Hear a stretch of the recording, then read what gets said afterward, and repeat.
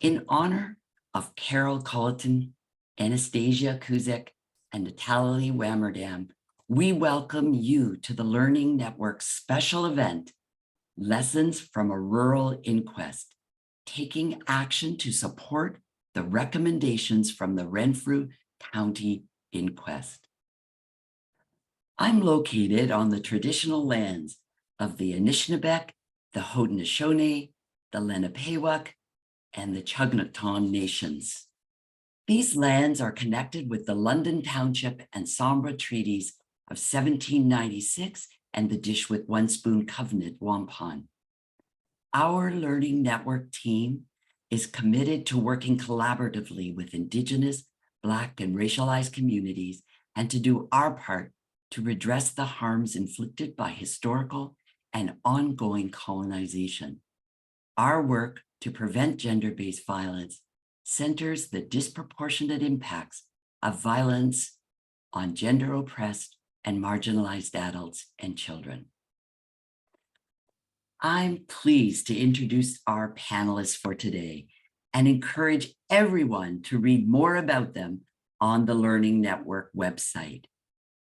Pamela Cross is a feminist lawyer, the legal director of Luke's Place Support and Resource Center, and is well known and a respected expert on violence against women and the law for her work as a researcher, writer, educator, and trainer. Erin Lee is an experienced, passionate advocate who has spent decades working to end violence against women and is currently the executive director of Lanark County Interval House and Community Support.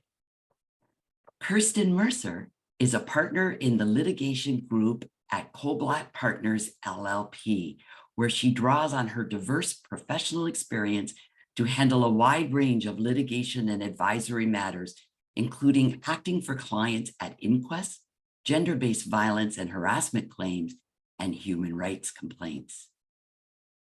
Prabhu Rajan is currently Chief Counsel to the Chief Coroner for Ontario and Chief Forensic Pathologist. He is the chair of the Domestic Violence Death Review Committee and spent much of his early career as counsel at the Ontario Human Rights Commission. I am honored to turn it over to you, Pamela. Welcome all. Thank you very much, Linda. On behalf of the four of us who are joining you at the Learning Network and all of you who have taken time out of your no doubt very busy day to come to this webinar, welcome and thank you very much. Let me start by telling you what we're hoping will happen this afternoon. As you can see from the slide in front of you, we have a number of learning objectives. We're going to begin by giving you an overview of the facts of the case that led to the inquest, very, very brief overview, just so that it situates what comes next. And then we're going to dig into the meat of the inquest and what's come out of the inquest. In a couple of minutes, you'll hear from Prabhu, who will provide some general information about what inquests are, how they operate, and what happens with inquest recommendations. Then Erin's going to share with you the work that her community has been and continues to do to raise awareness about intimate partner violence, or IPV, in rural communities, including their work to support implementation of these recommendations. After that, Kirsten's going to offer some suggestions about how some of the many about how to develop an effective advocacy strategy.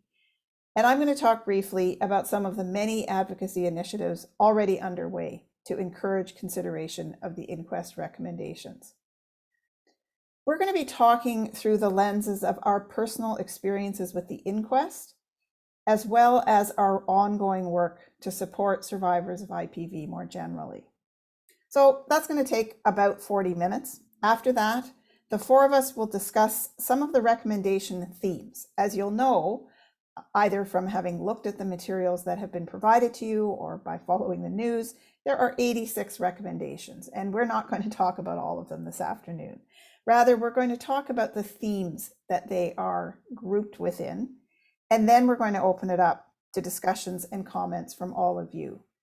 What we would like at the end of our time together is for you to feel as though you can leave this webinar and take action in your own workplace, in your community, to support implementation of the recommendations. So let me start by just giving you a very brief backgrounder on the murders themselves and the path to the inquest. On September 22nd, 2015, Carol Culleton, Anastasia Kuzyk, and Nathalie Warmerdam were all killed in separate incidents by a man with whom each had had a previous connection. The perpetrator was caught later that day, charged, and has not been out of jail since. In 2017, he was found guilty of all three murders and sentenced to life in prison. Without taking the time to get into all the details of the case, I think it's safe to say that this perpetrator presented many, many red flags in the years, the months, and the weeks leading up to September 22nd, 2015. The murders had a profound impact on the small rural community in which they took place, an impact that lingers to this day. Community organizations, including violence against women organizations, as well as others, engaged with the criminal trial, and a community impact statement was presented at the sentencing phase of the proceedings.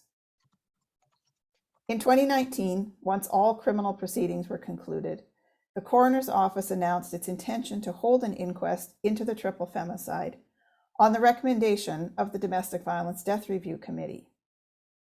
The inquest was to focus on the issue of IPV and femicide in rural communities, and the public policy issues it was to consider were set out in the Statement of Scope, which is one of the documents that has been provided to you as a resource for the webinar. So those few comments get us to the door of the inquest, if you will, and I'm going to turn things over to Prabhu now for a few minutes to walk us through some of the basics about inquests. Prabhu.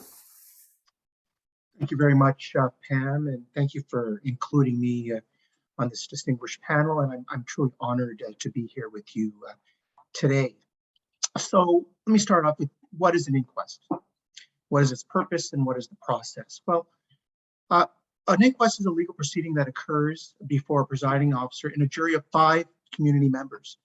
It's to be a public examination of circumstances surrounding a particular death. And the jury is required to answer 5 questions. Who died? When did they die? Where did they die? By what means did they die? And what was the medical cause of death? Typically, those 5 questions are easily answered. And what becomes a critical function of the jury is to come up with recommendations for change, recommendations to hopefully prevent deaths in the future. Inquests, as opposed to other types of legal proceedings, are not meant to find fault, assign liability, or in any way be a vehicle of retribution. We're supposed to be there to learn and understand what happened and work together, hopefully, to arrive at solutions. There's 2 different types of, broadly speaking, 2 different types of inquests. You have mandatory inquests, which include police use of force cases and corrections cases. We have about 120 mandatory inquests a year. But we also call discretionary inquests that don't fall within the basket of mandatory inquests, much like the inquest we're talking about today. The Renfrew County case or the CKW inquest, we do call discretionary inquests. So when do we do that? Well, when they're in the public interest, when maybe some of the answers to the 5 questions I earlier mentioned may not be known. What is the desirability of the public being informed of the death and circumstances around the deaths?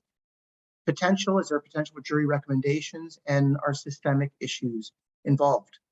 As you can imagine, the case that we're talking about today raised almost all of those issues. In fact, we had not, frankly, dealt with intimate partner violence in an inquest setting for decades. And I can tell you that the Domestic Violence Death Review Committee felt very strongly that this matter, these 3 deaths, should go to inquest. And you may ask why these particular 3 deaths, given that we have so many every single year.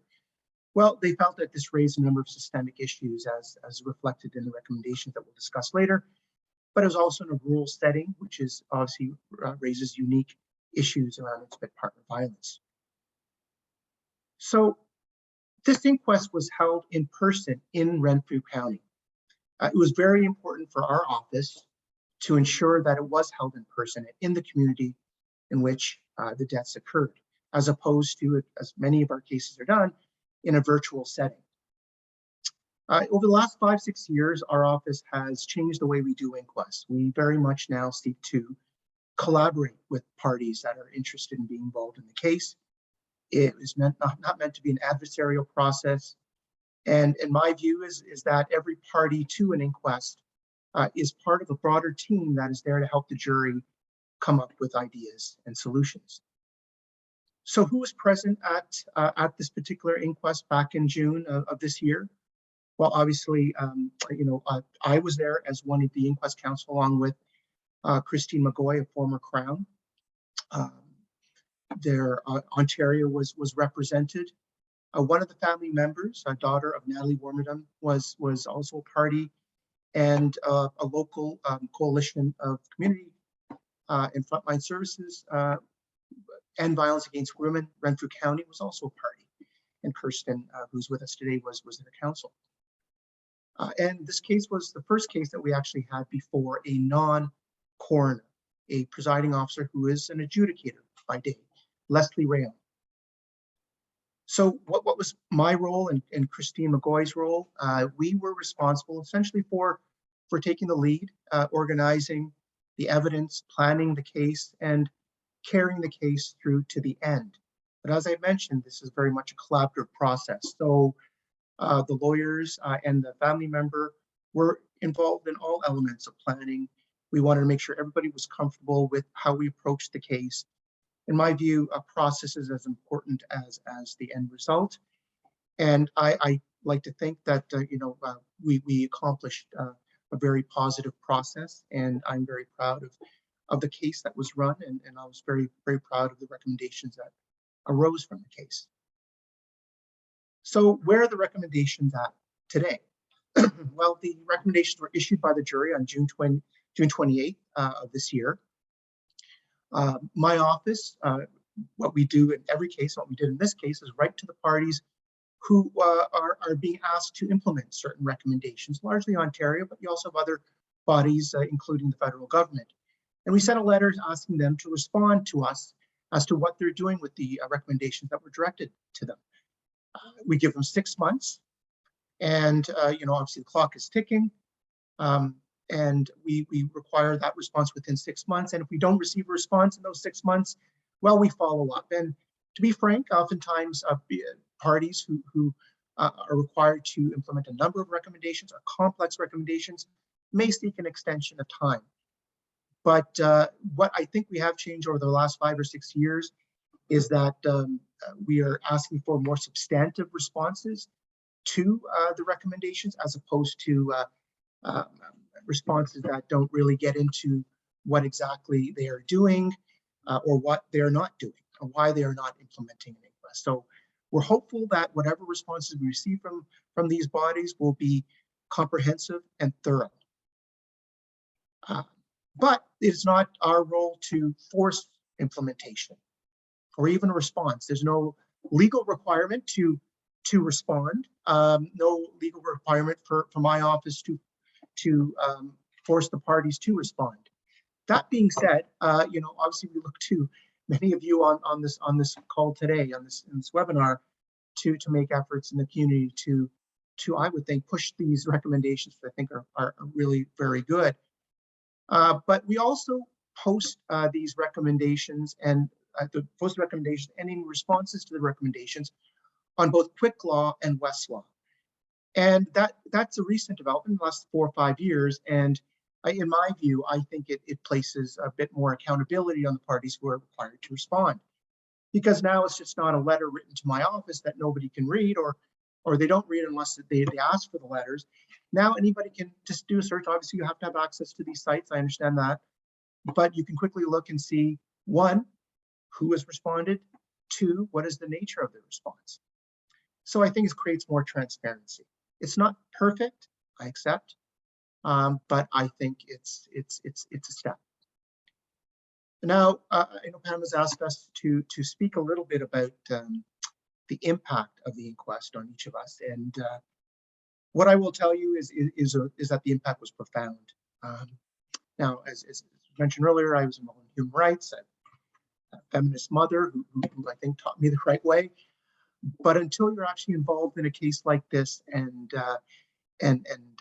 you just don't truly understand. And every day I went to the inquest, and would speak with the many frontline people, and those that themselves may have been involved and experienced intimate partner violence. It was extremely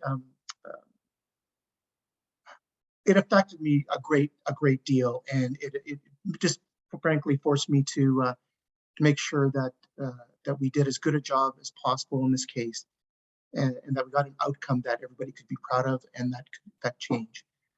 So without getting emotional about the impact, I would just simply say that I think it was extremely important, and frankly, it influenced me in all my other work. And I'm hopeful that in the future there'll be more inquests into intimate partner violence, and not just this one. We're not going to wait another 20 years to do another one, because there's so many other communities that are affected, so many other women of different backgrounds that are affected, and I think it's very important for my office to continue this work. Back over to you, Pat. Thanks, Prabhu. It is a kind of twisted world that we occupy, isn't it? When we say, I'm hoping there will be more inquests into femicides. And obviously, we all know what you mean. You're not wishing for more femicides, but we know the reality. There are far, far too many of them. And I think you're right that through ongoing inquests, we can learn more and continue to make the strong call for changes at the systemic level. And sadly, Pam, just in terms of being the chair of the Domestic Violence Death Review Committee, sadly, we see so many every year. And exactly. Obviously the goal is to end all such intimate partner violence and femicides, but sadly, it's not happening right away. Thank you. Erin, you and I go back a long way. Lanark County has been a place of feminist anti-violence activism for a long time. Can you tell us a bit about your work in the past, as well as what you've been up to this fall to support the inquest recommendations? Absolutely. Thank you. Thank you, everybody, for tuning in and for your interest. And I am also honored to be part of this panel. As Pam has accurately indicated, I'm situated in rural Lanark County, which means we are the neighbor to the east of Renfrew County.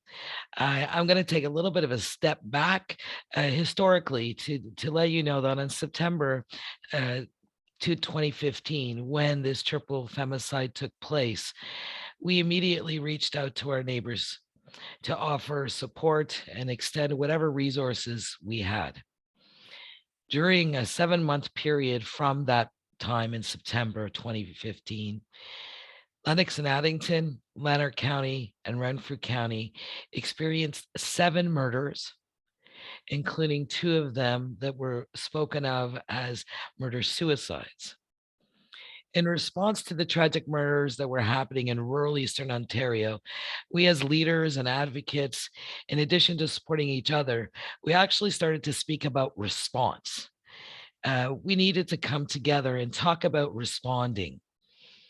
In 2016, we requested funds from MCCSS, spoke to our representatives several times, and we secured some funding to host 4 community-based forums. The forums were held, 1 in each Renfrew County, Lennox and Addington, and Lanark County, with a culminating 4th forum that was held central between all of those counties. The forums were a really interesting and unique setup. We had a consistent agenda for all of the forums. We had a consistent invite list. So it wasn't exclusive. We included faith-based folks, politicians, justice partners, community members, family members, folks who were impacted by what was happening in rural Eastern Ontario and the horrific and tragic loss of lives. We had one facilitator, a consistent facilitator for every one of those forums, and the support people were consistent for all the forums.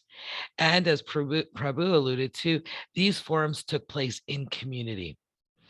From the forums, we learned about similarities and a lot of uniqueness, and we took stock of planning and creative responses to many, many rural barriers.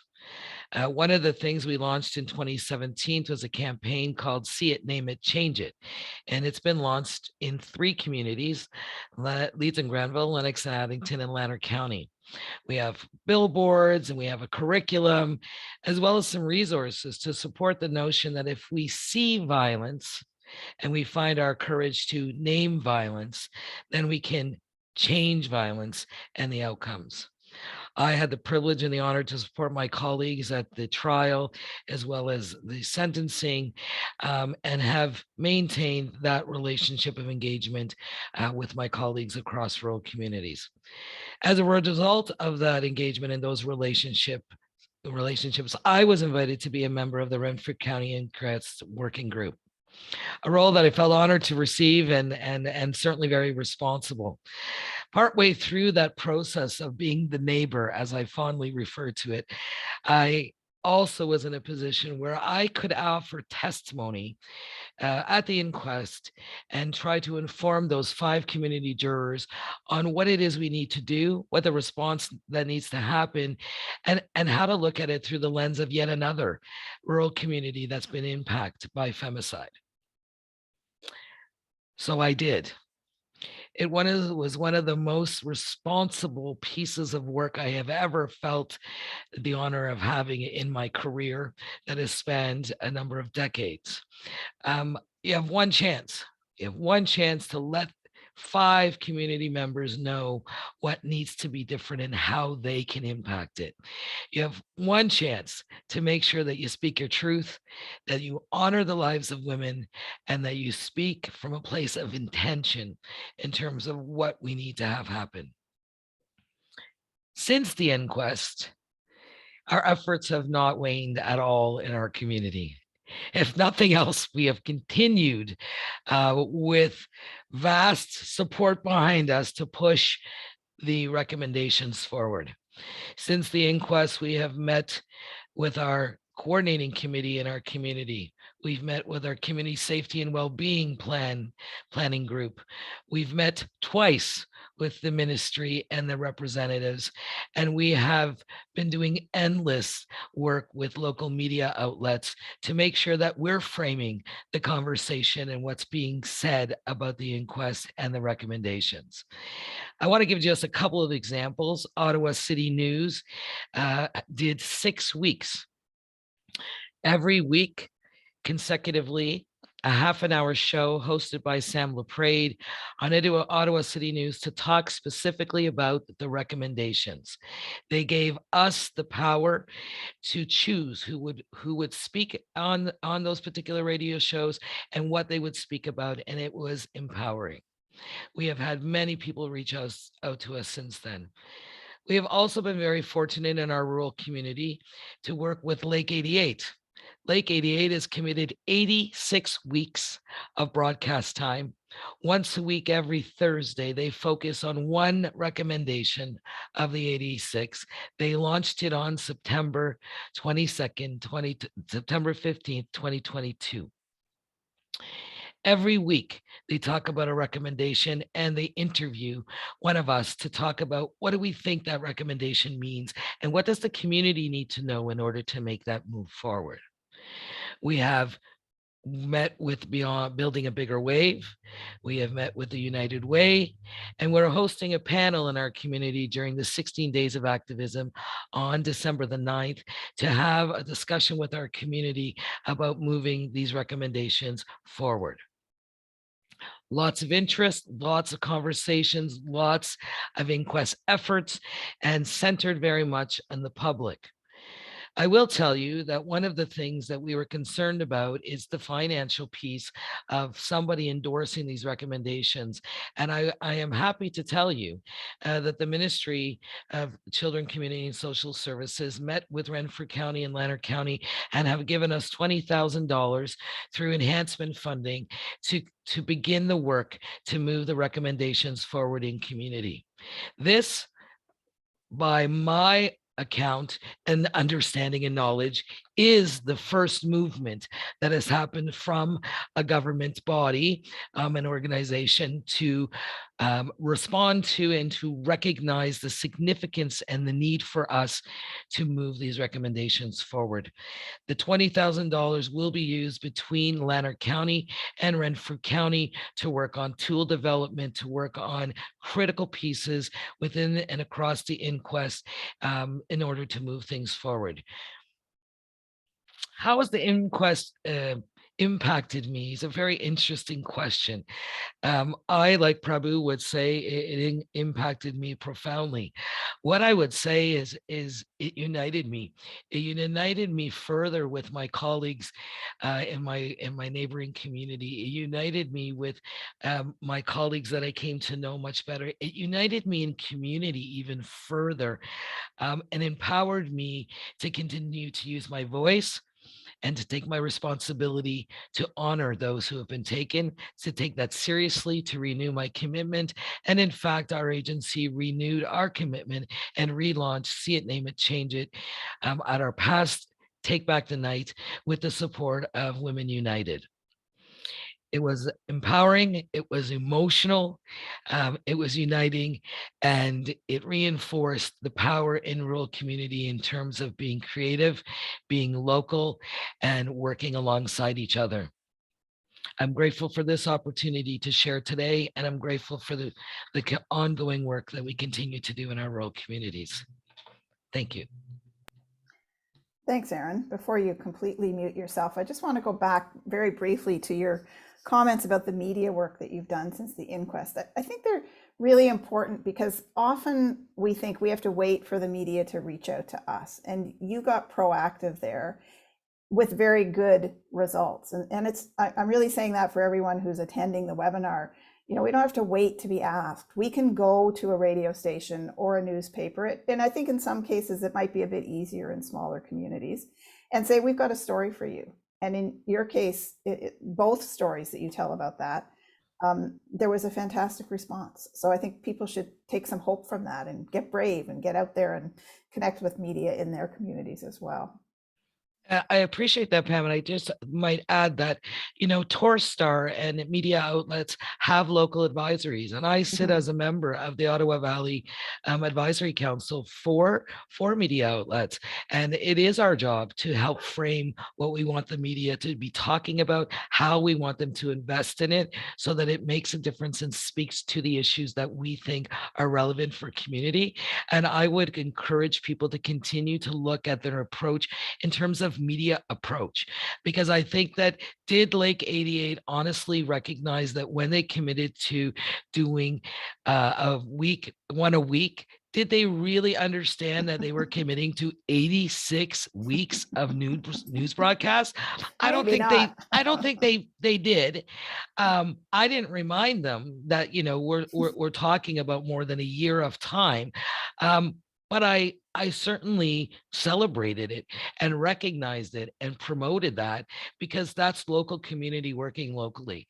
And I work with Bob Perot, and we record the interviews on a regular basis. And he is committed and dedicated and is never questioned. Although he has said, wow, this is a long journey we're on, Aaron? And I say, it is a long journey. Think about that. Think about the long journey that you're talking about.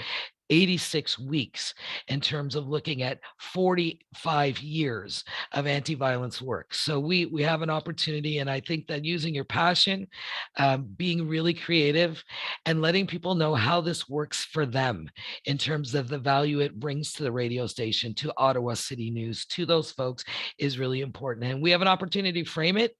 I think we should take that opportunity every time. Thanks, Pam. Well, and maybe if our advocacy strategies are successful, it won't have to go for 86 weeks because we'll start to knock some of the recommendations off the list as they get implemented. And I think that's a great way to turn things over to Kirsten for a little while. Kirsten, you in an earlier work life worked in the office of the Premier. And while you were there, I know you developed a keen understanding of what kinds of advocacy can be the most effective. So can you share all of that wisdom with us in about 10 minutes? Thanks, Pam. Well, I'll do my best. Yeah, so I want to start off maybe by just sharing a little bit about the role I played at the inquest, and then quickly switch my hats from the lawyer hat to the strategist hat. Although, to be honest, I would say I probably wore both of those throughout both roles. They're perhaps a complementary skill set. And I want to begin by acknowledging my incredible client, Eva Renfrew County. I know some of the folks on this webinar will know the incredible work that's happening in that part of the province of Ontario. It was truly an honor to walk with them through this process. And on behalf of myself and my colleague, Mel Anderson, who also served as counsel, it's our honor to share a little bit with you from that perspective. And then hopefully embolden and inspire some members of the audience today to take up the cause and take on some of the work of pushing for implementation of these recommendations. You know, the role of a lawyer is an interesting one. We're often involved in helping people who don't necessarily have lots of experience with legal proceedings channel their tremendous expertise into a particular kind of proceeding that has its own rules and structures, and frankly can feel quite intimidating to people who don't have a lot of experience with the legal system. And I know that clients like those of mine in Renfrew may have experience, you know, perhaps with the criminal system or the family law system, where they're supporting people who are directly involved. But the idea of all of a sudden being the subject of a proceeding, and that expertise that they've honed and developed over those years being the basis, at least in part, for recommendations that would come out through a process like the inquest was really an interesting one. And so part of my role was to encourage my client to understand the tremendous value of their evidence. And you've heard already from Aaron, who was one of the witnesses that we called, as well as Pam, to share what they, and I think probably many of you, do on a day-to-day basis. And so maybe because you do that work, don't necessarily understand that those aren't things that everybody knows. The things that you know intuitively through your work are not necessarily things that everybody knows. And you know, I think my clients had the experience of watching, you know, their testimony and the testimony of other people sort of land on the jury. You know, many of them sat right behind the jury in the inquest room, and so had the experience of sort of watching the jury watch the inquest. And that tremendously powerful insight that they brought really convert members of the community to the cause that many of you, and certainly my clients, have been battling for decades. And I think that comes out in the recommendations that many of you will have had a chance to review. So I won't go through them all now. But you know, another important, you know, Prabhu mentioned there might be more inquests coming, so I'm going to put a little plug in here. Another really important role that comes when you seek standing at an inquest, when you sort of put up your hand and say, actually, I'd like to participate. You know, it wasn't my family member who died, but I think I have something to offer.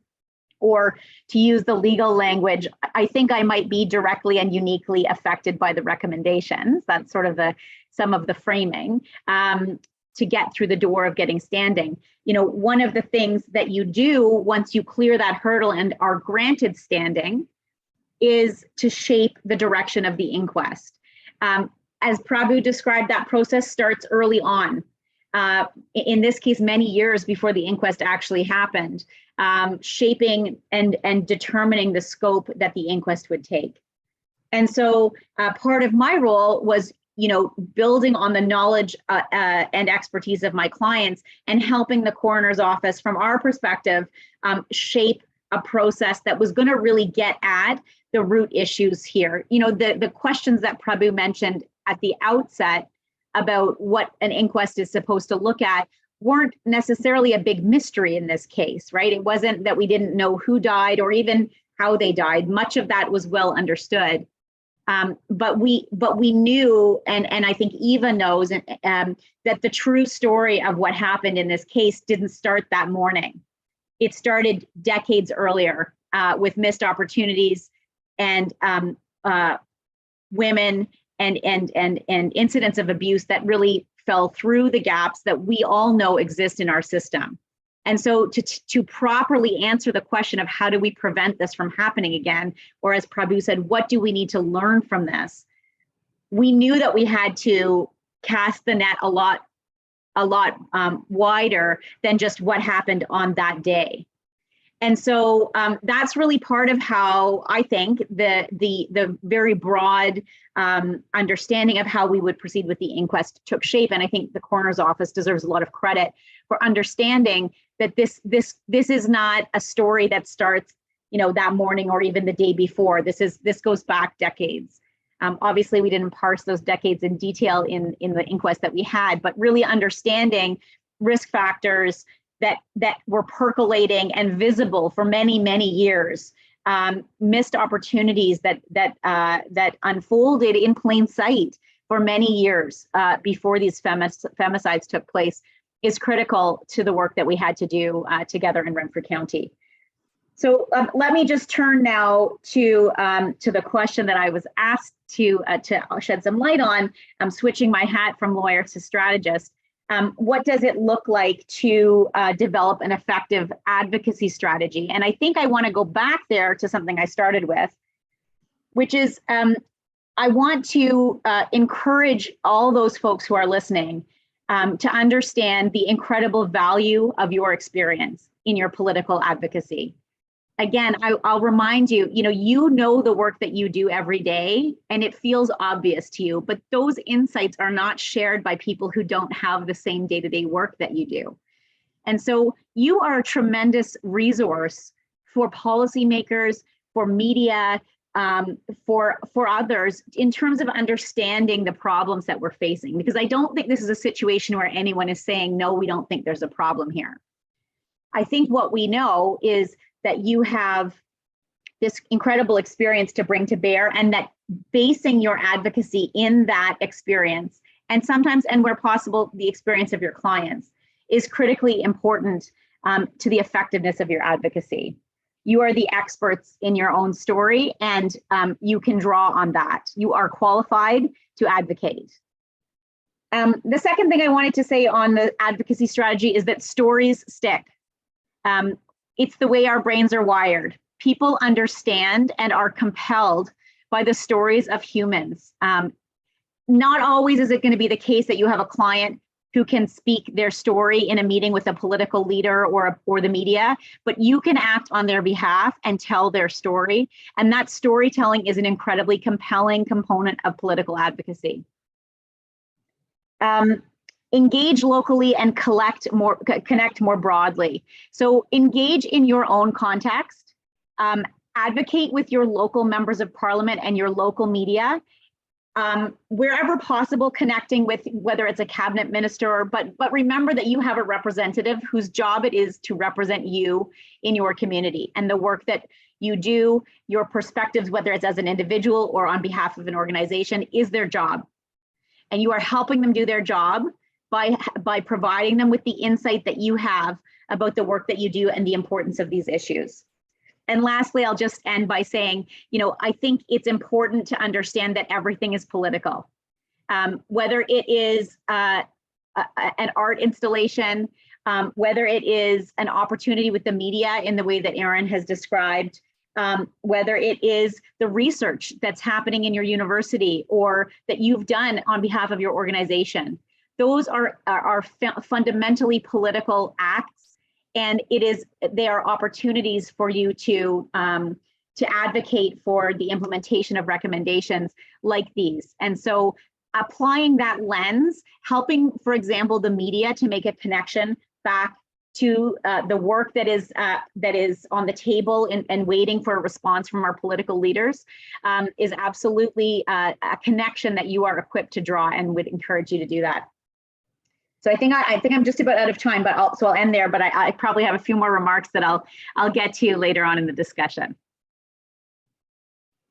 Kristen, before you mute yourself for the next few minutes, let me just go back to something you said towards the beginning of your comments, because I think it's really important. And sitting in the jury room, as I did every day of the inquest, as did you, obviously, I was struck by how often the jury members were visibly moved by something they heard. And in conversations I was able to have with them afterwards, I heard from 2 or 3 of them, I had no idea. I just had no idea. I've heard of it, but I had no idea. And I think that goes to your comment about how important it is for those of us who have lived experiences of IPV, who are doing frontline work, whatever our engagement with the issue is, to understand that we are experts. We don't have to come from the City of Toronto. We don't have to have a lot of letters after our name. I know you come from the City of Toronto, but you know what I mean, right? That we have expertise that is important. And it was those stories that helped the jury understand what had happened in their community in a way they wouldn't have if they had just heard from people who'd written fancy reports. Would you agree with that? Absolutely. I think, Pam, as you say, you could see the jurors experiencing the truth that was being sort of laid out for them. And, I know it's true because I've had the opportunity to learn about what is persuasive to people with both my lawyer hat on and my political strategist hat on. I know it's true that our brain chemistry responds to human stories. Like, I know that there's science behind that, but then you see it actually happen in the room that way. And these are, again, as Prabhu said, these are jurors who come from the community, but who don't have any particular background in these issues. And in fact, part of what they're looking for when they're choosing jurors are people who are, who don't have a vested interest, right? That's the idea, is that they're listening with fresh ears. And so you really see the truth of the complexity that so many of you who do this work know and understand, landing on someone who's not necessarily hearing it for the first time. It's not that they don't know that there's a problem, but hearing with a different ear. And with a heightened level of responsibility, because they're sitting now in a decision maker role, right? They know they have an obligation here, so they're hearing it differently, and we're calling on them to do something about it, right? And so, so I think that that's an incredibly important part of knowing how to speak to that audience, right? And I would say, that those same tools are useful when you're dealing with political advocacy as well.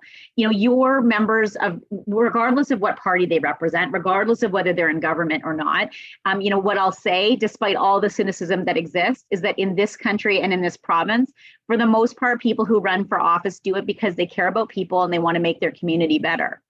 And you have the keys to help them do that. And that transcends any political party. These folks who do this work, you have the opportunity to help them advocate for their community and help make people's lives better. And that's why they're there. That's great. Thanks, Kirsten.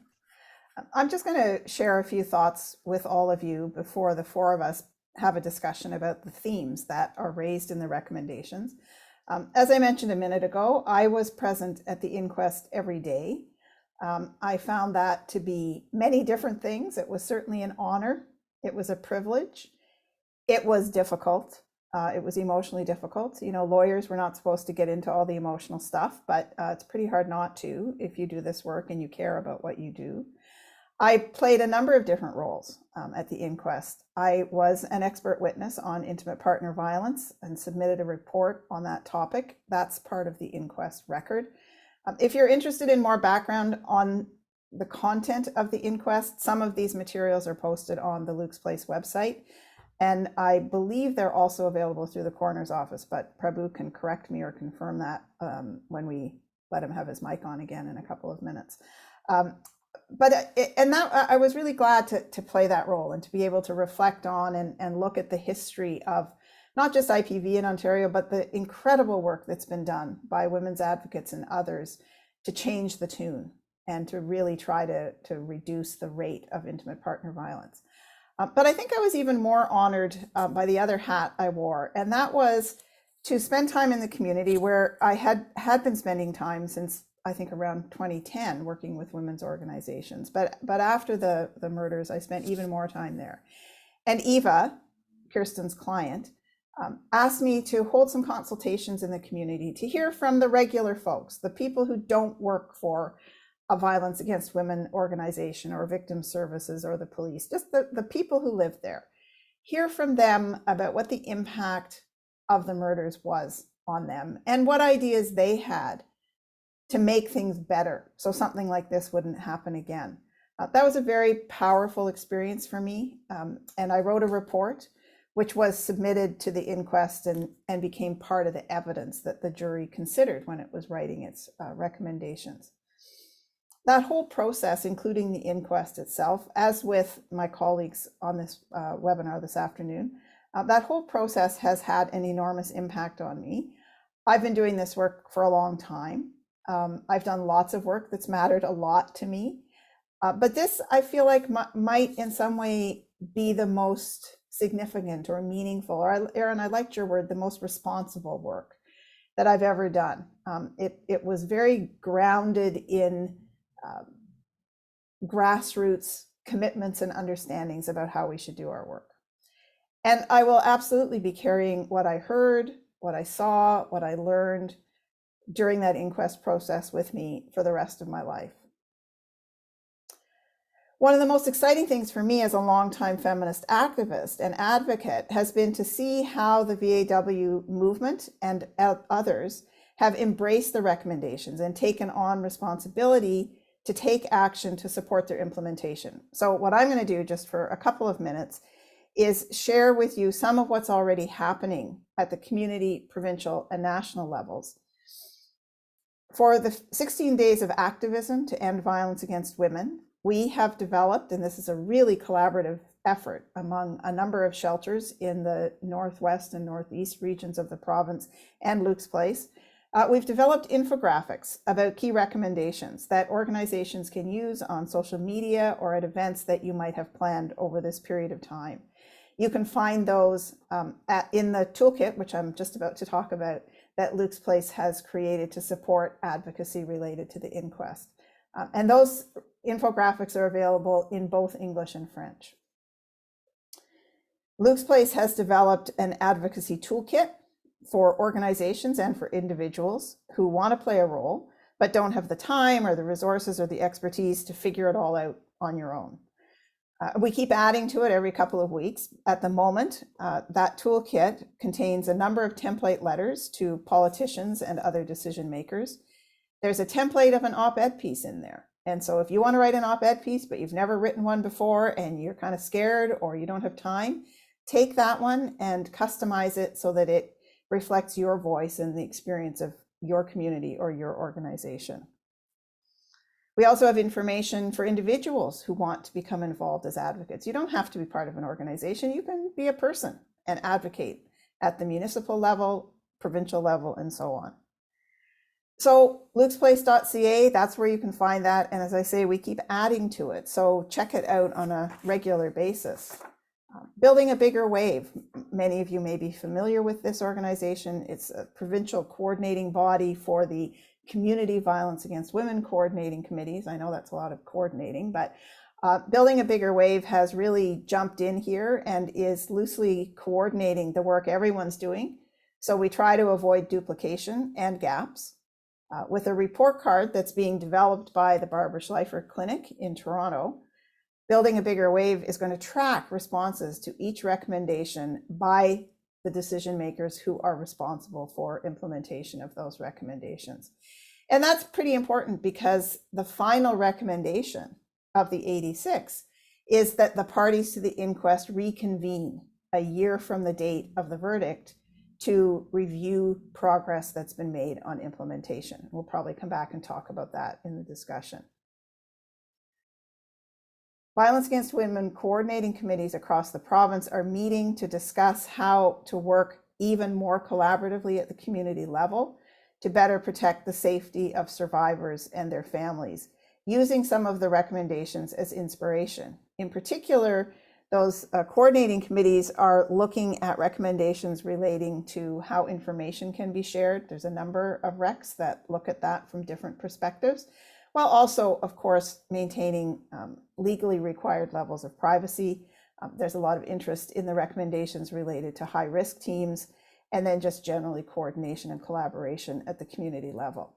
So that's a snapshot. There's a lot more than that going on, and every day I hear about something more. Hopefully when we get to the discussion or even in the Q&A, some of you will post what you might be doing in your community, because the only way we know about it is if you tell us. There's no sort of central coordinating committee here who's got this as its job. We're all catching as much of it as we can. So on that note, what we would like to do now is take about the next 35 minutes to the four of us talk about some of the themes raised by the recommendations. Those of you who've had a chance to look at them will know that they are arranged thematically. That's not always the way it happens with an inquest. Often the recommendations are organized by the party who's responsible for implementing them. So for instance, there might be a number directed to a particular ministry, some other ones directed elsewhere and so on. But here, the jury organized the recommendations thematically. And as I said at the very beginning this afternoon, obviously, we can't discuss every single one of them this afternoon. Take time to read them if you haven't already. But what we'll do now is talk a little bit about the themes, or at least some of them, and then we're going to open it up to all of you. And I can see there's already a lot of comments and questions in the Q&A, so we want to make sure that we leave time for that. And Erin, I'm going to ask you to start us off by talking about some of the themes and recommendations that particularly speak to you and the work you do in a rural community. Okay, thank you very much. I think that there are a number of recommendations, obviously, that I would want to speak about. One of the significant ones I'd like to just touch base about is related to the engagement around survivors. I think that it's really critical for us to consider the role of survivors, either a survivor advocate, a victim advocate, that is using their voice. And I think that it's not a difficult task to do. I think if we think about how to shift the landscape and we think about how many survivors are navigating our community, whether they have identified the violence or if they're still living in the violent situation, or they've been police engaged or not been police engaged, they have experience to share. They have a lived experience that when it's safe enough for them to do so, I really think that creating a role around a survivor advocate, I think it's seriously important to think about the voices of the experts. So advocates that are working locally on the issues of intimate partner violence, but also survivors and how survivors can have a voice. In a rural community, so many people know so many people. It is important for us to be able to find voice and give space to those who can find their courage and have survived and are able to safely navigate and to talk about those things. That is certainly one of the recommendations, or one of the themes in the recommendations that is quite meaningful to us in a rural community where geography and transportation and isolation is layered in its realities. So, writing our stories is something we're doing on November the 30th in our community, and we are inviting people to meet a couple of local authors and also to participate in beginning to write our stories. It's something that Kirsten mentioned is so important, but also so validating in terms of a healing process. So we'll be starting that on November the 30th to give people an opportunity and an outlet, Pam, for those who don't necessarily know how to write or what they want to say, as you were referencing around the toolkit. I think that those certainly, to start us off, those pieces are really important. Thanks, Aaron. Kirsten or Prabhu, do you have anything you want to build on what Aaron has said, or do you want to jump in with your favorite few themes or recommendations, either one of you? Well, I guess I'll just, one of the points I wanted to talk about and that I think is really important to keep highlighting, and that I think that the inquest was actually the poster child example of this, is the need for frontline experts, service providers with direct experience, and the advocates who've been involved in this work for a long time, to be directly engaged in the process of setting recommendations and making policy. And the recommendation, I'm going to be a little honest here, the recommendation that I'm most galled that hasn't been implemented yet is the recommendation to strike an implementation committee that would bring government policymakers together at a table with those frontline experts, those of you from your communities, obviously not everyone, but people who can represent those perspectives at the table, to make sure that the implementation of these recommendations is done in a way that is informed by people with real lived experience of providing these services. Because one of the things that became so incredibly clear at the inquest is that with all the greatest of intentions, policymakers don't necessarily always have a line of sight into what those policies look like when the rubber meets the road, and the ways in which those policies are frankly failing. We heard some evidence, that some jaw-dropping evidence, I would say, at the inquest about failures, and the only people who weren't shocked were the service providers who see it every day. But policymakers and community members, the media, were horrified by some of those gaps that you who do this work and who know this work understand intuitively. And so, the fact that we are now closing in on 6 months from the start of the inquest, we're a few weeks away.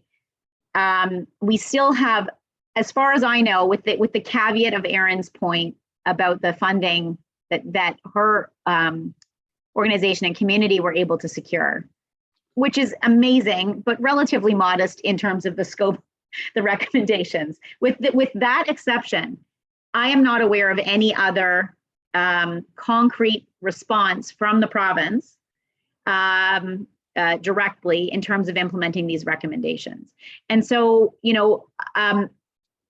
in a sense, it's an easy one. I struggle to understand why that wasn't something that could have been done before now. And I feel very frustrated about that, because it also leaves me with the concern that, as has happened so many times before with inquest recommendations, policymakers are going to take those away into those big boardrooms, 6501 or wherever we are, Bay Street boardroom, and sit around together and try to decide, what they can afford, what they can do, or what they cannot do. And, I don't think that was the spirit of the exercise. And I don't actually think that's how we'll get the most impactful implementation of these recommendations. And so, that overarching theme of the need to have that wisdom and expertise of those folks who do this work involved at all stages of the process, including, and perhaps most critically, at the implementation stage, is a headline, and remains to me like a really disappointing silence so far in terms of the response from the province. Prabhu, I appreciate that you sit in a perhaps more difficult spot than the three of us, because we sit outside and we get to say anything we want and be as critical as we want. You work for the coroner's office, and there were a few recommendations directed at your boss, at your office. And I'm wondering if, and if you don't want to talk about it, it's fine. I'm not asking you to tell us some secret about whether they're about to be implemented or not, but could you maybe just share with the folks who are with us this afternoon what the thrust of those recommendations is? Sure, happy to, Pam, and thanks for getting me into trouble. No, it's all fine. So if you look at, if I think folks have the recommendations, if you go to recommendations 74 through 77, those 4 recommendations are actually directed at the Office of the Chief Coroner. 3 of them deal with the Domestic Violence Death Review Committee. The 4th one is interesting. It's about having femicide adopted as one of the categories of manner of death. I'll put that one aside. It's an interesting one, and I'm fairly certain that we are looking at it internally. I'm in a strange position because I was Inquest counsel, and obviously I did not dispute these recommendations. In fact, I supported them. And of course, the other 3 dealing with the DVDRC, I'm the current chair. So one of them was to provide improved supports, and frankly, I completely agreed with that. I think what came out of the inquest was some understanding as to what the Domestic Violence Death Review Committee does. It's housed within the Office of the Chief Coroner since the last 20 years, since the May Isles and the Hadley inquest. And we look at every single domestic violence related death in Ontario, and that number is staggering and constant. Between 20 and 25 a year, only accelerated by the pandemic, and we continue to get to have more and more of those deaths. And I think that the jury ultimately felt that, in order to do better work, they felt the DVDRC work was important, but it needed to be supported better. In fact, one of our experts, Dr. Peter Jaffe, was very clear in encouraging the jury to make recommendations that would enhance the DVDRC's work, and not just providing supports, but also telling the DVDRC, be more transparent, be more accessible.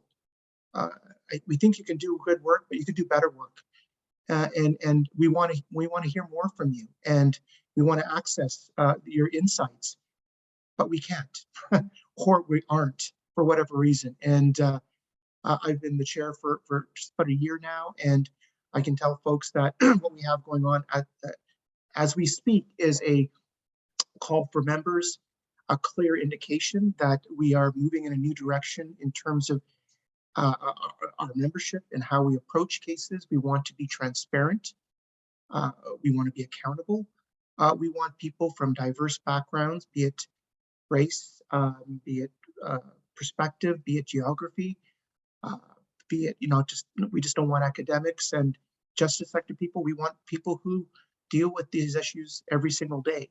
So I'm very hopeful about that process, and expect by January, February to have an announcement with respect to a new membership and potentially a new approach. And I can assure this group that we will ensure that we are better or more accessible, our reports are more accessible, and that we're more representative. But I just want to say, I think the committee has done excellent work for decades. We've been a leading organization, a unit, a committee that's looked into these issues, and I have a lot of pride in the work done over the last 20 years and the members who have sat on the committee and done excellent work. So I think we can always improve. Thanks, and would you mind if I just for a second, Pam, I know we've talked about the jury's recommendations, but I want to give folks a little bit of an insight of how those jury recommendations were arrived at. And I think it's really important to respect the work of Kirsten's client, and I know Erin is one of those clients. Eva, they had a big say in those recommendations, as did family of Valerie Warmerdam, and I think people on my side as well. We presented the jury with a joint slate of recommendations. I can't remember, Kristen, was it 73? But we presented the jury with 73 proposed recommendations, and we worked very hard as a group, as a team, I would say, to come up with recommendations that were reflective of the evidence that we heard. And the jury adopted, I think, all of them, and they added their own. And for those of you looking, they added the very first one, which asked that intimate partner violence be declared an epidemic. So I just want to give folks, the jury here is very different than a jury in a civil or a criminal matter. The jury, and Pam, you had mentioned, and Kirsten spoke about this, about getting some insight from the reactions by the jury. In this case, in all inquests, jurors can ask questions. So as the weeks passed, we got a better sense of what they're learning, but frankly, at times their outrage. And it's a fascinating process by which, we get almost a minute by minute kind of insights as to how the jury is feeling about the case. So for those of you who don't understand the inquest, probably know about the inquest process, for me, that's what makes this process very unique. There is true engagement by the community, not only through parties with standing like Eva, but also through the jurors who are community members. So I just wanted to add that. Thanks. Thanks, Prabhu. Aaron. I just wanted to build on something that others have already referenced. And I think that there are a lot of recommendations if you look through them, and if you look at them as often as I do. There are abuse review teams that work, or high risk review teams. There are community safety and well-being plan groups that are forming. The recommendations can be tangible if we look at where they fit and we find room for them. So, in a rural community like ours, there are 8 different councils of political leaders that we can go and speak to. We can go and we can talk to the county council, and we can say to them, there are 86. Here are the 4 that really fit well in your municipal strategic plan, in the community safety well-being plan. And you know what? Maybe we haven't heard the province formally declare intimate partner violence an epidemic, but maybe the county could. Right. And so it to me, I think it's about taking the smaller pieces and looking at these recommendations as I know it might sound a bit ridiculous, but as an old school feminist, this kind of feels like a work plan, right? It's kind of like an old school work plan where you go, okay, and who can we parcel that out to? And so, when you talk about trauma-informed training, I think a lot of systems are doing trauma-informed training, and I think that that's really great. But you don't do one training and then the refreshers become optional. You have required training, and that's ongoing, because that serves as a process of your accountability towards the work that you're doing. So I just wanted to say that I think that there are things that exist that we can tap into and use some of these very specific recommendations as inserts to help things grow without people feeling overwhelmed. Yesterday, I was in a process and a woman said, Aaron, do you think more is more? Is more more? And I had to really reflect on what she said, because sometimes more is more overwhelming. Sometimes more is more defeating. So how do we take more and reframe that a bit differently? So let's use what exists and not get bogged down on recreating. And I feel like, Kirsten, if an implementation team an implementation committee is not created, and we don't hear that on these key dates, either November 25th as the International Day for the Elimination of Violence Against Women, December 6th, if we don't hear that, I think that we should unite our energy of outrage and demand that it happen, or that we look to make that happen on our own.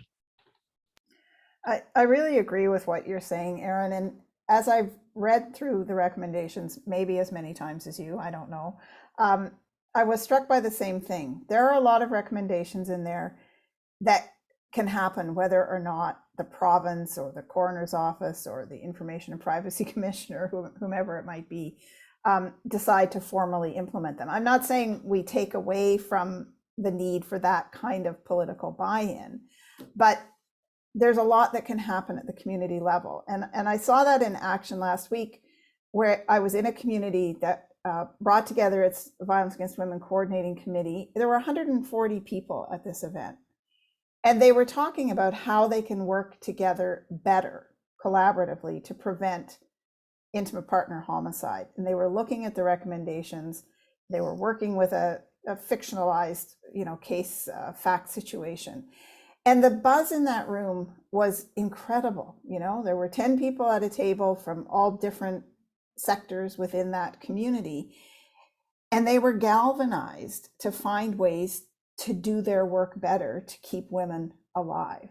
And so I think we do go back to that very grassroots, like you sort of said, old style feminism of we're going to do some of this fixing ourselves. And when I was in Northern Ontario over the past few weeks, speaking in a number of different communities about the inquest, I was again really struck by the passion that these folks had to make it happen. You know, those infographics happened because I talked about the inquest at one meeting and somebody said, hey, it's the 16 days of activism. Let's come up with one recommendation for each of those 16 days.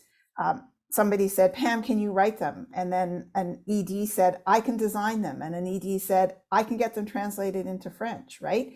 Boom, boom, boom, it happened. I was in another community in the northern part of the province, again, talking about the inquest. And this one I think is just such a great idea. One of the women in the room said, we need a caravan next June. We need a caravan of feminists moving across Ontario to Pembroke. So we're all there. We're going to come up with a flag. We're going to put out the word. We want hundreds of feminists in Pembroke on the anniversary of the jury verdict. So people are engaged, and sure, we need to hold, you know, the powers that be accountable, absolutely. But there's a lot we can do. One other thought for me, and then I'll do another round among all of us. There are a number of recommendations that don't cost money to implement. And I want to say that because money is often the reason given why something can't happen, right? It's too expensive.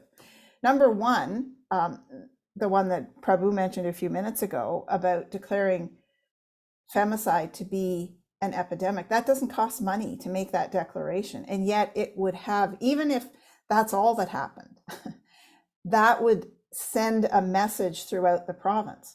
Right? So that can be done for no money. And Erin, as you said, that can be done by a regional medical health officer. It doesn't have to come from on high at Queen's Park. There's a number of those recommendations that aren't real big money items. And some of them go back, some of them go way back 20 years to things that were talked about at the first two inquests. And really, it's time to get moving on those for sure. Does any of the three of you want to talk about another favorite recommendation or theme, something that you are really passionate about, or that you think is kind of low-hanging fruit that we should be able to accomplish? Because it'd be nice to get some wins here.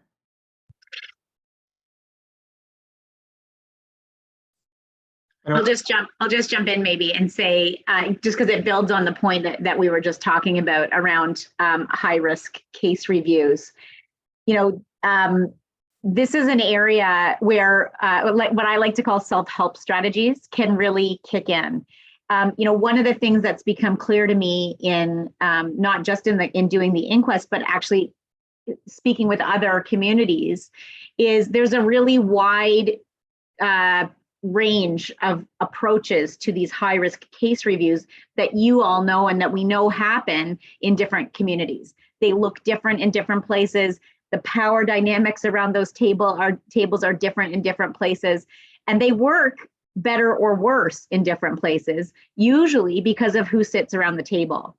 But I think something that's really helpful to know, and that you can use these recommendations to do at a very local level in sort of a self-help way, is to get a sense of, you know, these recommendations call for better access for frontline service providers to those tables, a recognition that you often have very important information about risk that isn't necessarily going to have made its way into one of the more formal sort of justice sector partner participants yet.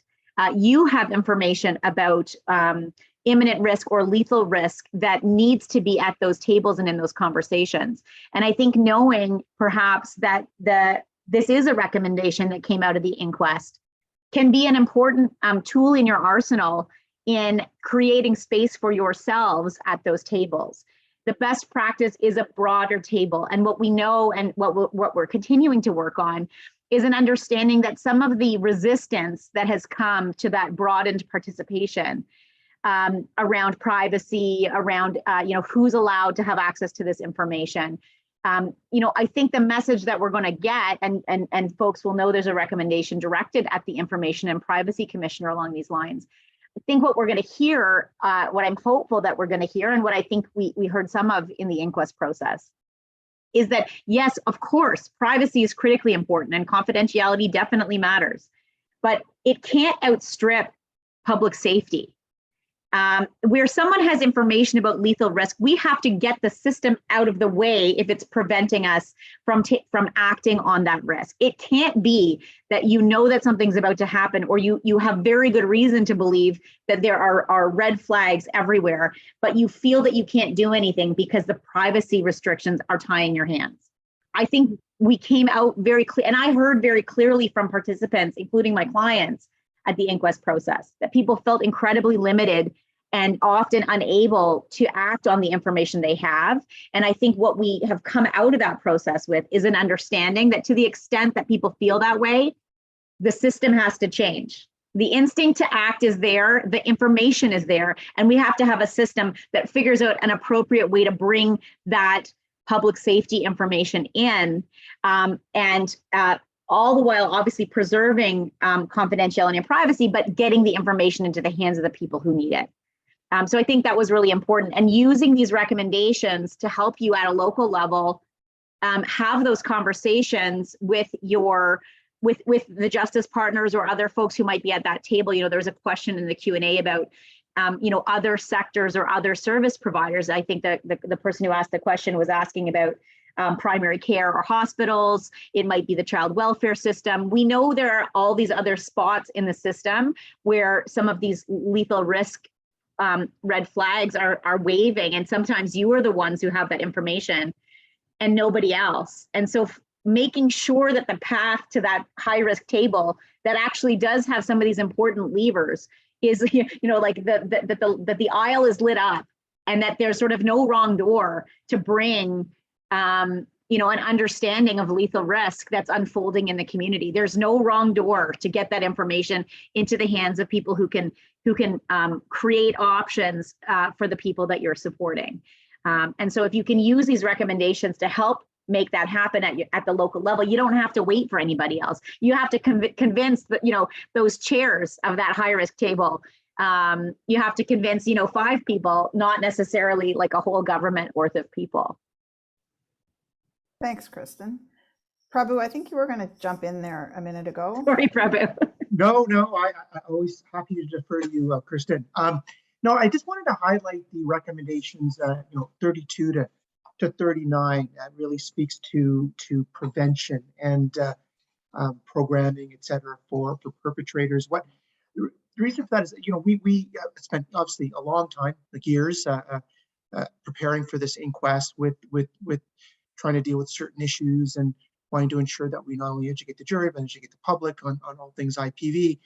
But it was interesting as the inquest progressed, it felt to me at least that these concepts and the importance of prevention became even more and more important as each day passed. And I think the recommendations, and really to boil it down, as opposed to having a one-size-fit-all PowerPoint type program, it's about trying to create programming based on need, et cetera, but just also trying to put funds and resources into stopping IPV from happening, as opposed to dealing with it after it happens. And obviously there's a number of recommendations with respect to education, et cetera. And I just wanted to highlight that because it felt like as the inquest was going along, at least to the jury, I think that these issues became more and more important. So I think those recommendations are excellent. Actually, and I can't pick a favorite band. Sorry, they're all great.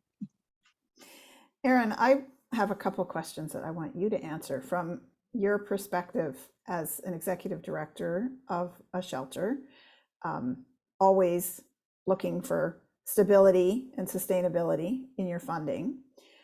So 2 things. There are a number of recommendations about funding specifically, and they look pretty good. They look pretty broad. They talk about the need for a different funding formula for rural communities, for one thing, and they talk about the importance of sustainability and stability. So I'd like to hear your comments on that, but I also want to ask you a slightly different question. Your agency is one of the 50 or so across Ontario that delivers the Family Court Support Worker Program. And there's a recommendation there that a similar program be developed to support survivors of IPV who are involved with criminal proceedings. So can you comment a bit on both of those things, the funding and the idea of not a family court support worker, but a criminal court support worker for IPV survivors? Sure. I haven't looked at the list of who's online, so probably I'm not sure I might be joining you in terms of getting in trouble. But I am an advocate who believes in speaking my truth. So there's a couple of things. One, the funding recommendations to me. I've had the conversations with the providers of the funds. I've talked to the ministry and I've said, stop giving us enhancement dollars. So for the Family Court Support Program, we are fondly known provincially as the 8.25 program, because we had 8.25 hours per week to provide family court support across the county to all genders of people who might be impacted. But anyway, I think that we have to stop the approach of enhancement. I think that we need to find annualized funding to address the realities of people's lives. We cannot do family court support off the side of our desks and ensure that the most recent safety plan for that family adequately serves the family. We cannot on a Friday afternoon put in an emergency motion related to the fact that the child still has not been returned today. We cannot do those pieces with enhancement dollars. So the first thing I did say to the ministry, from our perspective, is we don't want enhancement dollars anymore. We would just like you to give us the money that we need for the family court support programs. You have found them during this response to COVID, and we need you to make those allocations permanent. So I think the family court support programs are seriously valuable.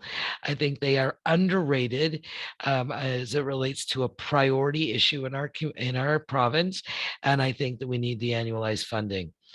I think my answer to the one about a similar program for criminal matters, it's going to be a little bit backwards. So yes, I actually am going to support. I support that. I feel like we need to go back and address the whole notion of dominant aggressor and dual charging and why that continues to creep up on us again, and how the research tells us, how to address better. But I do think that we find ourselves in situations where families are criminally engaged. We want one system to speak to the other system. In some communities, they do. In some rural communities, we have visiting guests. We visiting judges. We have judges who come through our community on a rotation who are not permanent to us. So their attachment in there to a case, and it's not their fault, but their attachment and their familiarity with the community and the case may be different.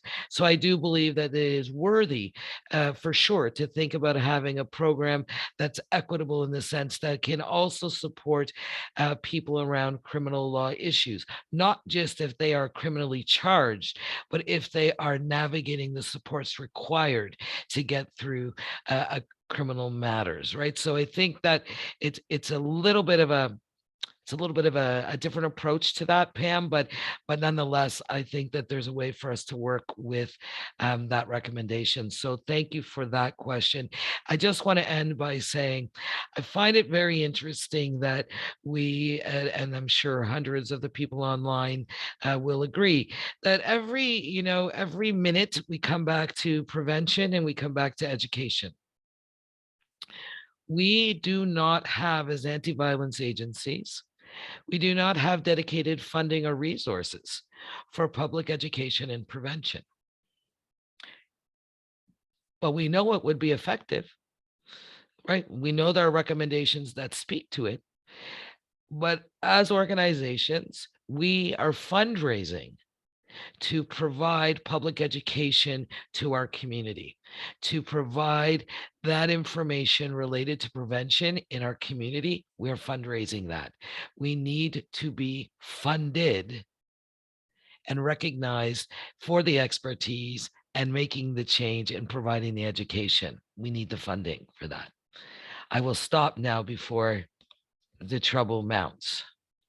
Thank you. Thanks, Aaron. I'm going to turn things back over to the Learning Network in about 2 minutes, but I'm going to say my 2 minutes worth at this point.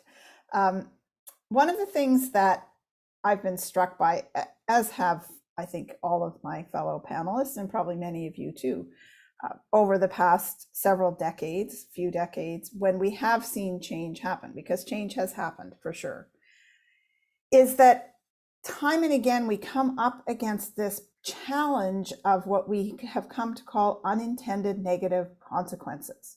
You know, we look at something like the introduction of mandatory charging back in the mid-'80s, really good reasons for doing it at the time. And I think I wasn't one of the people who thought about it, but I think the people who did come up with that probably spent a lot of time trying to make it as good as it could be. But in the intervening time, we've seen what were to those who created that regime unintended consequences that have really blown back in the faces of women, particularly women from marginalized and underserved communities.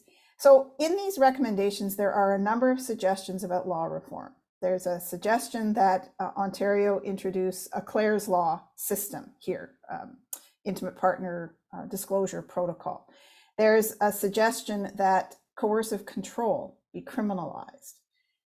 And I think these are really interesting ideas. I think they're worthy of a lot of thought. And as has been a theme, I think, from all 4 of us, a lot of thought by everybody, survivors, frontline workers, the people with letters after their name, you know, that kind of thing.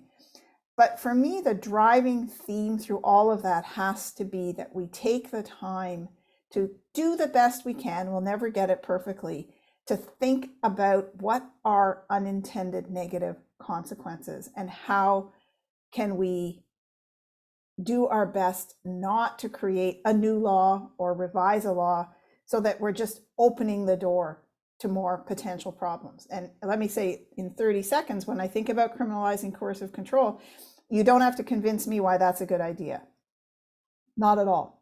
On the other hand, given the way women have been improperly charged under mandatory charging directives, do we want to create a new law to criminalize something if it's just going to turn out that women end up being charged with it when they're not the dominant aggressor or the primary abuser? So as we think about all of the themes that the 4 of us have talked about among ourselves over the last 40 minutes, I'd like to turn it over to the Learning Network folks. I know there's a lot of questions and comments. I've been trying to scan through them while we've been talking, but I'm not that good at doing 2 things at once. So Linda, I'm hoping you and Diane have pulled them together and have some questions for us to consider. We have many questions for you to consider, and we've done our best to pull them together. And we're going to start with a straight forward one, I think, for Prabhu. And there's a question, how are juries selected for an inquest? Could you explain that? Sure, we go to the local, they're all locally selected. The roles are the health, the OHIP roles. It used to be property roles, now it's OHIP. So we'll get a list of names from the local people, and we'll call people to see if they're available, if they're interested. Keep in mind, it's not the same as criminal or civil, where there's certain other legal requirements. The language in the Coroner's Act is the jurors have to be suitable.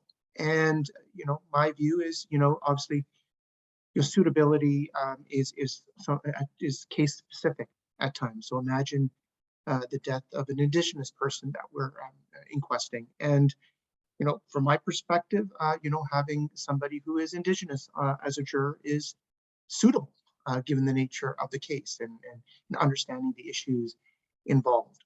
But it is random in the sense that we are getting a random list of people, but within that 100 we call, and then it's obviously called into a smaller group, and then we show up on day one with the 8 or 9 jurors, and 5 are out of those 9 are confirmed as the jurors for the inquest. Okay, thank you. Diane?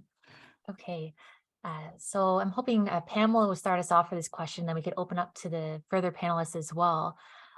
Wondering about, are there ways in which the recommendations may look different for different communities? Might there be additional recommendations needed to address structural oppressions like colonialism, racism, and ableism?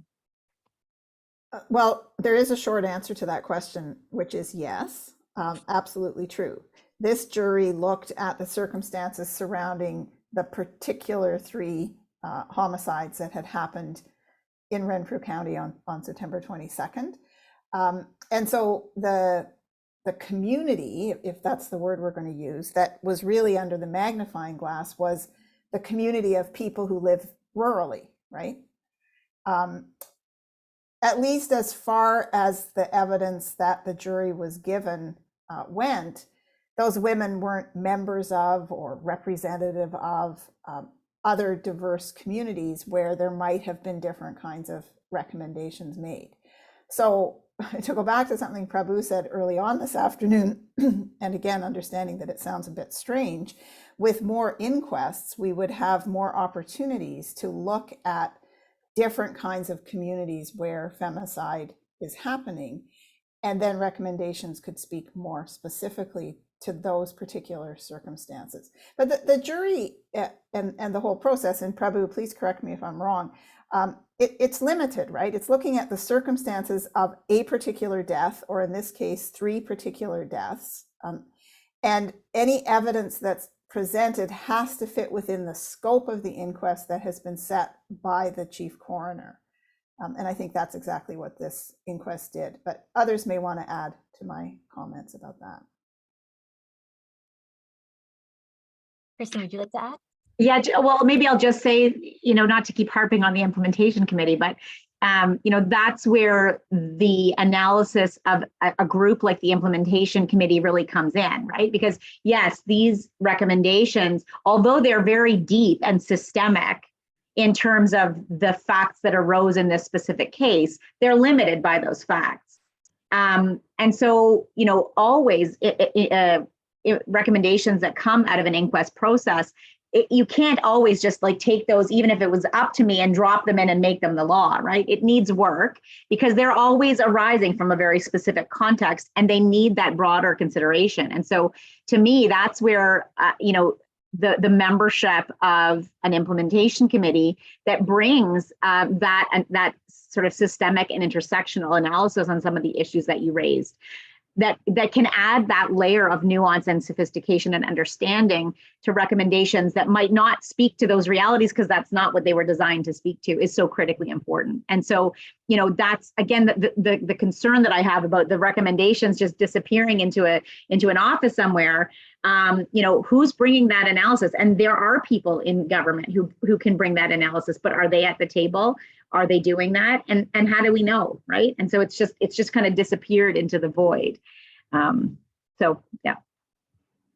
And if I could just add, it was a critically important theme of this inquest that we focused on the rural experience, and witnesses, almost every witness, would speak about intimate partner violence in the context of the rural experience, which of course is unique. And I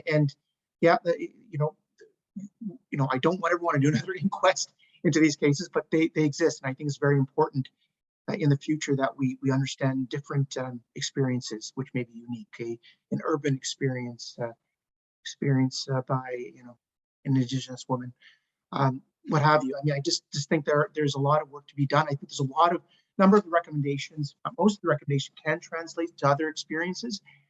I think it sets a really good foundation, but I can anticipate future inquests that might speak to more specific issues dealing with a particular community.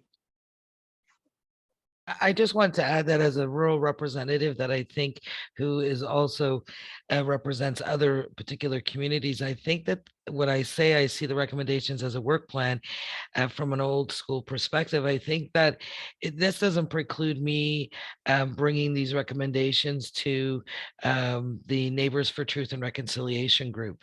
It doesn't prohibit me from taking this to my next meeting with the local immigration partnership and saying, let's take a look at some of these recommendations through the lens of what other pieces of work would need to go along with this particular recommendation in order for it to be optimally effective in terms of our community, right? I think that that's the piece for me, is we don't need to create limits with the recommendations, say, well, no, that's not part of the recommendation. I think that what we do is we look at that recommendation, we look at it through a number of lenses, and we look at how we relate and how it relates to community, and in terms of making that viable in other places. Just my additional comments. Thanks. I think that's a really important point, and it makes me think of one other thing, and that is that this inquest doesn't stand alone. We have now many reports from the Domestic Violence Death Review Committee where a close analysis has been done of many domestic homicides. I was looking at some of those reports recently, and there was one that looked into the homicide of an older woman. And so there were specific recommendations made there for systemic change because of her circumstance or her community, the fact that she was an elderly woman, right? And so when we look at the recommendations from this inquest, I think we just have to situate it in this bigger body of knowledge that we have and recommendations that already exist. The sad truth, of course, being that just like the recommendations from the inquest are non-binding, the same is true for recommendations from the Domestic Violence Death Review Committee. So back to Kirsten's hobby horse, we need this implementation committee because we have got a massive body of recommendations, really good recommendations. And we need some entity that has the ability to have oversight to see that those get implemented. Wonderful. Thank you, everybody. We're going to move on to another question, and I'd like to direct this one to both Kirsten and Aaron to start us off, and then anybody else, of course, is welcome to join in. You've both talked in different ways about the importance of stories, truth, grassroots feminist strategies, and recognizing your expertise as service providers. And by I don't mean the two of you, I mean people's expertise who are service providers. We've had a number of comments from participants that yes, but for many reasons, advocacy is exhausting and often not valued by funding structures or by the people that have a lot of power to help make the changes. And we wanted, just based on some of the comments that were coming in, just to turn it back to the two of you to respond. You know, I think it's an incredibly important reality to acknowledge. And particularly for those people who are doing this frontline work every day, you know, taking on the additional hat of becoming a political strategist might feel overwhelming. And I think that's where the together work is critically important. And so I think, you know, when Pam talked about the toolkit that they've developed, I like to try to tear back some of the mystique around this sort of political advocacy. Yes, it feels exhausting. I think part of the reason it feels exhausting is because there's some intimidation about what that means. The thing that I really want to empower people to understand is you don't have to know anything more than what you know right now. You need to believe that the person who you're talking to is responsible for hearing you. Right? It is their job to hear you, and you are doing them a favor. You know, you are helping them do their job in a more complete way, and you don't need to know anything other than what you already know. That many people don't have those insights, and so I don't want to take away from the fact that I know people's plates are incredibly full, and balancing the need for systemic advocacy with, you know, just keeping all of the balls in the air on any given day is incredibly difficult. And I think that's where the work of doing things together and developing things like the toolkit that Pam was describing, or dividing up the division of labor among or groups that are doing this work. There's no command and control structure to this implementation work, but there are conversations happening across the province. And because of the roles that some of us have played, we have a bit of a line of sight into that. But knowing and understanding what other people are doing, and where you can kind of cut and paste. Oh, well, they got this meeting, maybe I can help join their meeting, or this person has written an op-ed, maybe I can adapt that for my local paper, or the work that Aaron has done in Lanark County around the media. Like, well, maybe you don't have to reinvent the wheel. Maybe you can actually just share links to those to some of that information with your local media and say, look what they did. Again, I don't by any means want to suggest that this is an easy thing to do, but I think that my main objective is to help people understand that, number one, you're already equipped to do this work, and number two, this can be actually life-giving and affirming, right? This inquest started as something that I was doing a bit off the corner of my desk, to be honest. We weren't sure whether there was going to be funding. We weren't sure how it was going to work. We weren't, but we were able to grow it into, a very important part of the work that I did this year. And I think an incredibly life-giving and affirming piece of work. And when we talk about that caravan, for example, the caravan of feminists, yes, for all the reasons, yes, it's an important thing to do. It's an inspiring idea. But, as Pam was describing that in my head, because this is how my brain works, I'm thinking, ding, ding, ding, ding. This is a huge generator of power. This is the creation. This is a flex, right? This is a community flex that creates an opportunity to leverage political change. And the pieces are there, right? Sometimes it's just a matter of connecting those dots to turning what is a celebration and solidarity of the feminist movement in this province with what happened in Renfrew County.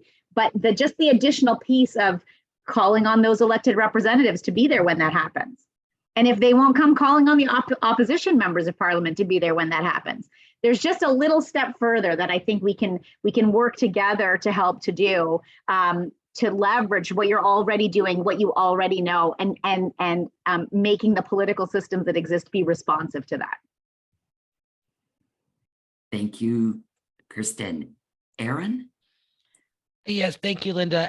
I think that I would just add, Kristen, as a local executive director of an anti-violence shelter that relies on community donations and ministry funding, for sure, the risk of using the word advocacy, advocate, is often scary, and I'm not sure that it's a perceived threat or if it's a real threat, that my funding could be cut or pulled, or my board of directors could be spoken to about the actions that we're taking as an agency. I think those things are all real and true, and I guess for me, I think it's about nurturing relationships.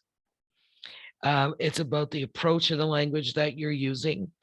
Whether it's with a politician, a funder, the neighbor next door who doesn't understand why these women just keep parking their cars here and blocking my driveway.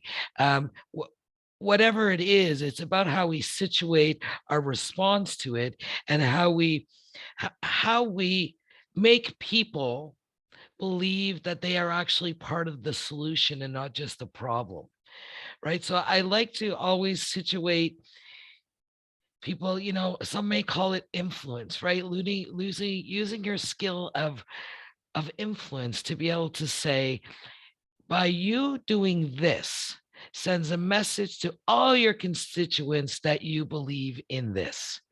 How can that be a recipe for anything but good?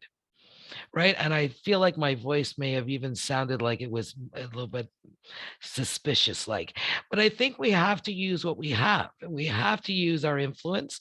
We have to use persuasion. We have to use stories. And most importantly, we have to take risks. And we need to think about the 4,815 women who called the crisis line in my agency in the last year. They took a risk to make the call. Sometimes I got to take the risk to challenge the system, to challenge the funder respectfully, with intention, with truth and fact, right? And making sure that they know that they are the solution. They can be part of that.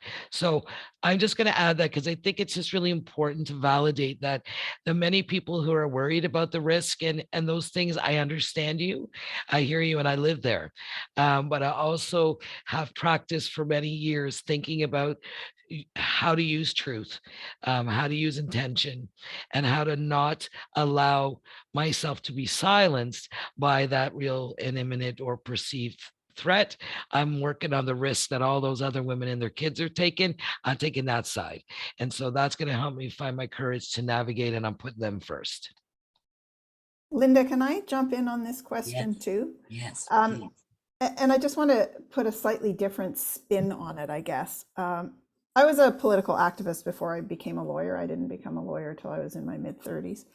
And when I started practicing law, I found it incredibly isolating and lonely because it was me and a client and the system. I would never say I was the best lawyer in the town where I practiced, anywhere. I think I was a good lawyer.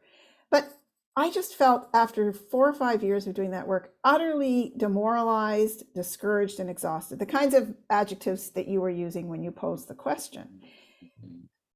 And the way I got past that was to work at the systemic level, because I started to feel like I could be going to court for 100 years and women would still not be getting the outcomes they deserved to get, the outcomes that would keep them and their kids safe. I thought, okay, so we got to work at the systems level here. And it was that work that energized me. It's that work I've been doing for 30 years now, I think, that roughly that long. And it is some of what both Aaron and Kirsten have said. It's the working with other people.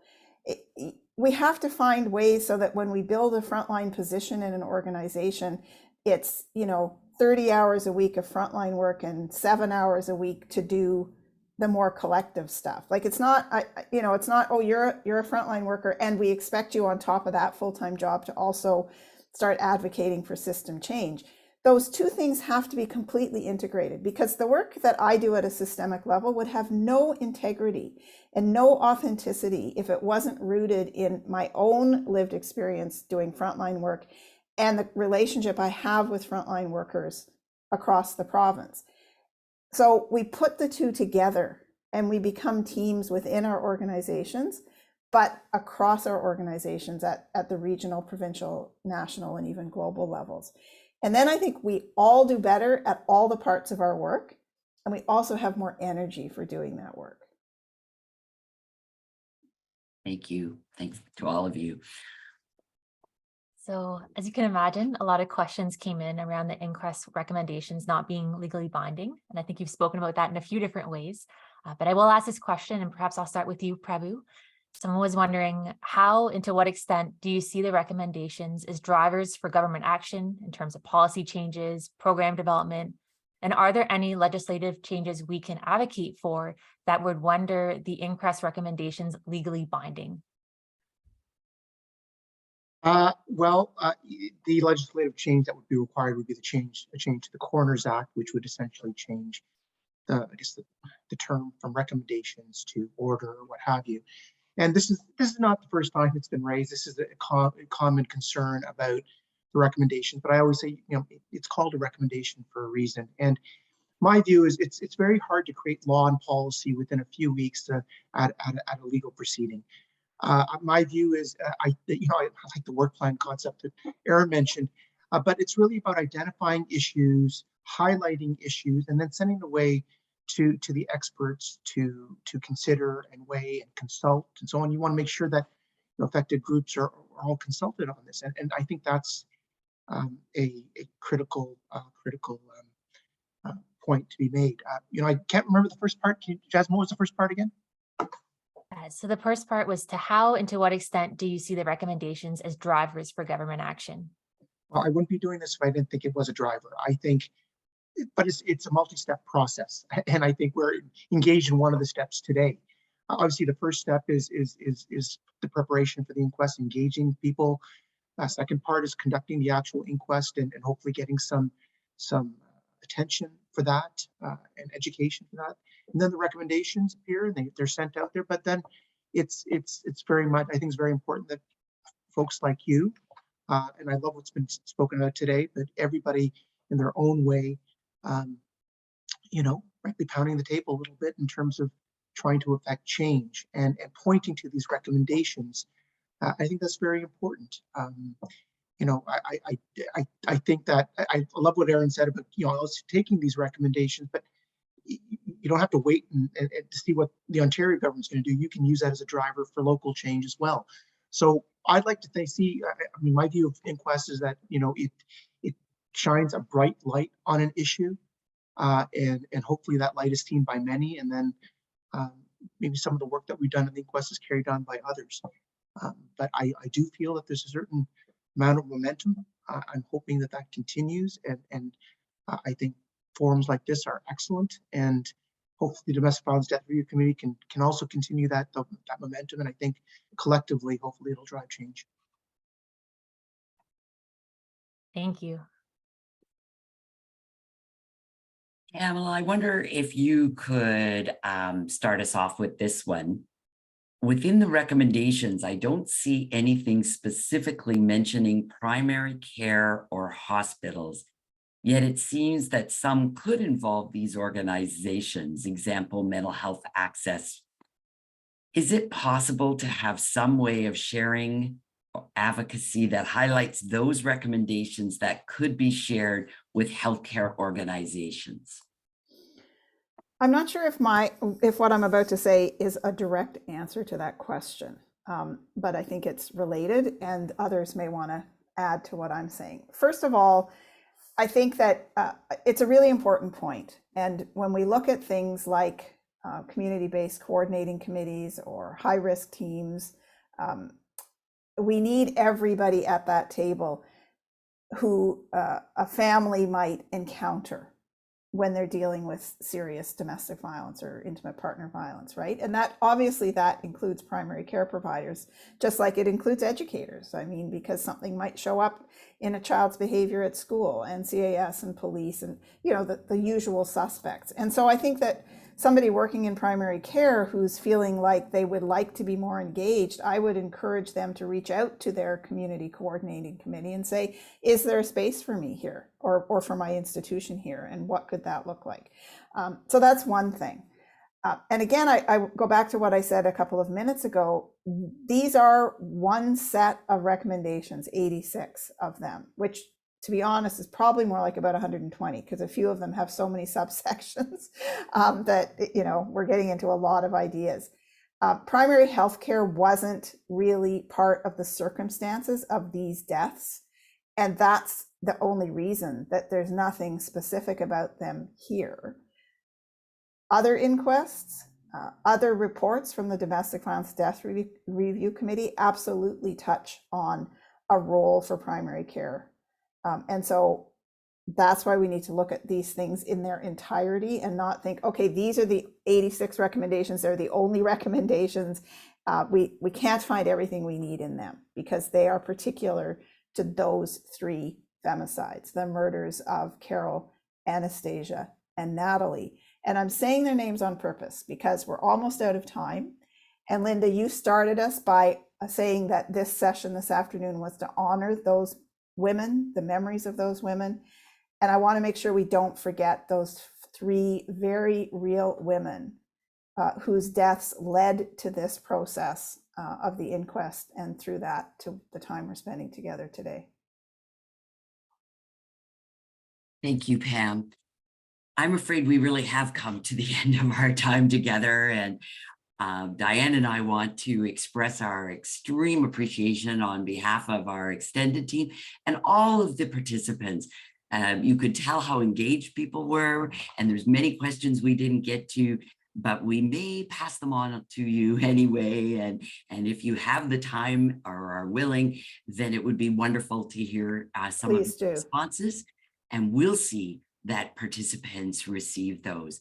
And we know that many people who registered weren't able to be here, but they do go to the recording. And so we'll definitely make sure that that's available. So thank you to each and every one of you. We also want to express our gratitude to our ASL interpreters, Dean and Kay. We always appreciate the work you do to make these things, these kinds of events more accessible. We appreciate it so much. And to our French interpreters, Christiane and Caroline. And again, we want as many people as possible to be able to access what you shared with us today. And I just want to say that part of, for me, what was so meaningful was that each of you was providing inspiration and hope, and you could hear your optimism, but at the same time, it's so obvious that you were grounded in the reality of the work and communities. And that combination is very meaningful and very appreciated. So with that, we're going to again thank all of our participants and look forward hopefully to seeing many of you again in a future event. Bye for now. Thank you. Thanks, everyone. Thank you. Thank you.